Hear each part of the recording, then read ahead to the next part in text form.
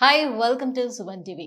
Back pain, back pain, back pain. ఇప్పుడు ఎవరిని కదిలించినా కూడా ఇదే బ్యాక్ పెయిన్ కంప్లైంట్ చేస్తూ ఉన్నారు. ఈ బ్యాక్ పెయిన్ రావటానికి మన డైలీ లైఫ్ స్టైల్‌లో మనం చేస్తున్నటువంటి మిస్టేక్స్ ఏంటి?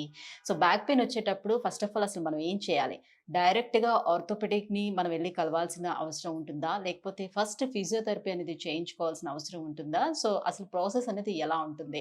సో, బ్యాక్ పెయిన్‌ని తగ్గించుకోవటానికి ఉన్నటువంటి మార్గాలేంటి? ఈ విషయాలన్నీ కూడా డిస్కస్ చేసేద్దాం. ఇవాళ మనం ఉన్నాం జూబ్లీ హిల్స్ చెక్ పోస్ట్ దగ్గర ఉన్నటువంటి ఈ స్పోర్ట్స్ రీహాబ్ సెంటర్‌లో. సో, మనతో పాటు ఉన్నారు ఫిజియోథెరపిస్ట్ సుప్రియ గారు. హలో అండి. హాయ్. యాహ్! మ్యామ్.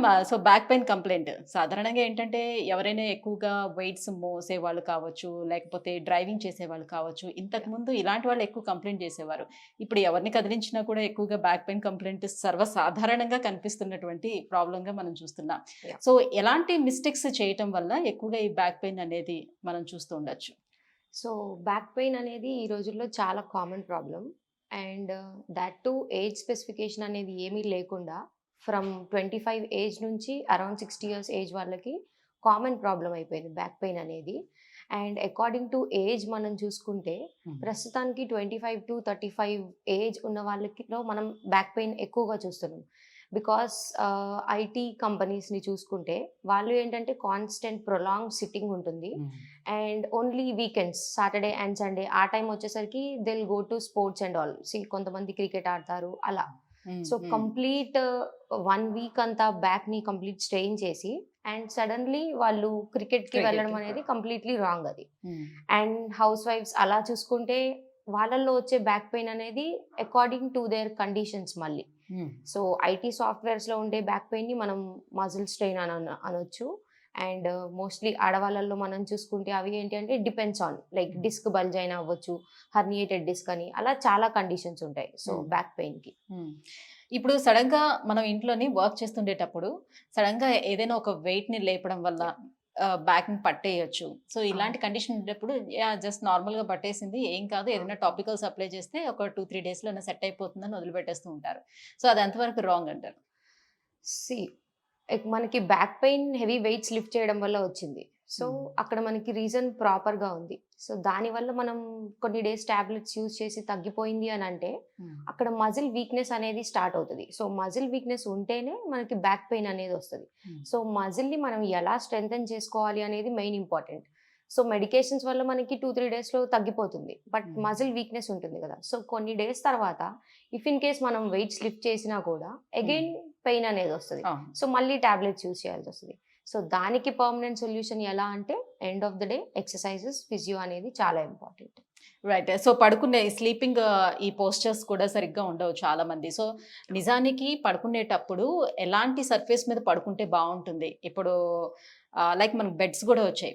ఇవన్నీ యాహ్! ఈ ఆర్థోపెడిక్ బెడ్స్ గూడా అన్ని చెప్తున్నారు. అండ్ కుషనింగ్ బావుండాలని కొంతమంది చెప్తే, లేదు ఎక్కువ కుషనింగ్ ఉండకూడదంటారు. సో, ఫ్లాట్ సర్ఫేస్ మీద పడుకుంటే బ్యాక్ పెయిన్ ఉండేటప్పుడు ఫ్లాట్ సర్ఫేస్ మీద పడుకుంటే ఇంకా చాలా బావుంటుందని సజెస్ట్ చేస్తూ ఉంటారు. ఇందులో ఏది రైట్? ఏది రాంగ్?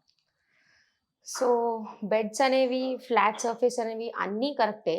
బట్ అది ఎలా అంటే depends on condition.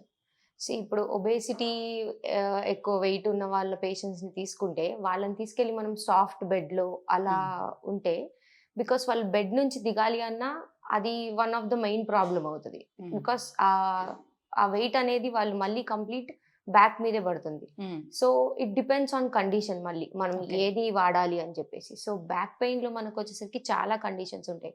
So, first మనం మనకి ఏ కండిషన్ డయాగ్నోసిస్ అనేది ప్రాపర్‌గా తెలుసుకుంటే, దాన్ని బట్టి వీళ్ళు design specific set of exercises కూడా మళ్ళీ. హ్మ్. హ్మ్. యాహ్! అలా. యెస్. సో, ఇంకా ఎలాంటి ప్రికాషన్స్ తీసుకోవాలి బ్యాక్ పెయిన్స్ రాకుండా ఉండేందుకు?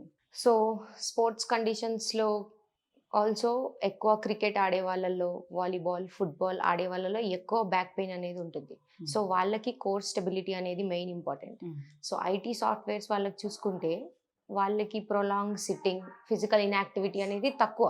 హ్మ్. సో, వాళ్ళకి ఎర్గోనామిక్స్ ట్రైనింగ్ అనేది చాలా important. I mean postural corrections ఎలా కూర్చోవాలి, ఎలా ఉండాలి అనేది. హ్మ్. అండ్ కమింగ్ టు మళ్ళీ ఇంట్లో హౌస్ వైఫ్స్‌కొచ్చేసరికి వాళ్ళకి కొంచెం ఎక్సర్‌సైజెస్ అనేది, రెస్ట్ అనేది కావాలి. హ్మ్. సో, దానికి ఫిజియోథెరపీ, పెయిన్ మేనేజ్‌మెంట్ అనేది ఎక్కువ ఇంపార్టెంట్. హ్మ్. సో, అలా అకార్డింగ్ టు దేర్ ఆప్షన్స్ కూడా we have that so person బట్టి సో వాళ్ళకు ఉన్నటువంటి ఆ పర్టికులర్ ప్రాబ్లం బట్టి సో డిఫరెంట్ గా ఉంటుంది.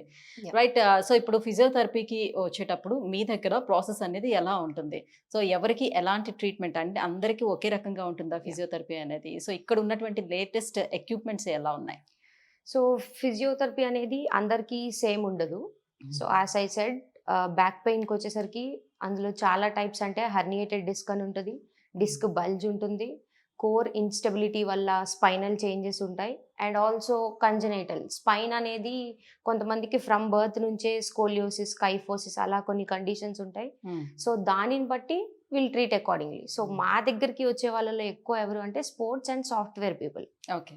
Because here we're completely concentrating on sports and ortho physio కాబట్టి. సో వీళ్ళకి మేము ఎలా అంటే సాఫ్ట్వేర్ వాళ్ళ వచ్చేసరికి core strengthening exercises, postural corrections, ergonomics and different techniques like cupping, needling, muscle relief కోసం సో అలా చేస్తూ ఉంటాం. అండ్ స్పోర్ట్స్కి వచ్చేసరికి ఏంటి అంటే కంప్లీట్ స్పోర్ట్స్ ట్రైనింగ్ వాళ్ళకి, కోర్ స్టెబిలిటీ నుంచి మళ్ళీ వాళ్ళు బ్యాక్ టు స్పోర్ట్స్ వెళ్ళేంత వరకు, and will plan according to that. So వాళ్ళ Okay. బౌలింగ్ ఎలా ఉంది, బ్యాటింగ్ ఎలా ఉంది, so required to that will design exercises. So mostly sports persons వస్తారు అంటున్నారు కదా, సో వాళ్ళకి ట్రీట్మెంట్ తో పాటుగా సైమల్టేనియస్ గా వాళ్ళకి ఏమైనా డైట్ కూడా సజెస్ట్ చేస్తారా మీరు? యా, ఉంది, ఆ ఆప్షన్ కూడా ఉంది మా దగ్గర. Okay, right. థ్యాంక్ యూ అండి, thank you so much. So back pain వచ్చే వాళ్ళకి సో ఎలాంటి ట్రీట్మెంట్ ఈ స్పోర్ట్స్ అండ్ రీహాబ్ సెంటర్లో ఉంటుంది, సో మనం ఏ మిస్టేక్లు చేస్తున్నాము, సో వాటిని ఎలా అవాయిడ్ చేయాలి, ఈ విషయాలన్నీ కూడా తెలియజేసినందుకు thank you so much. Thank you.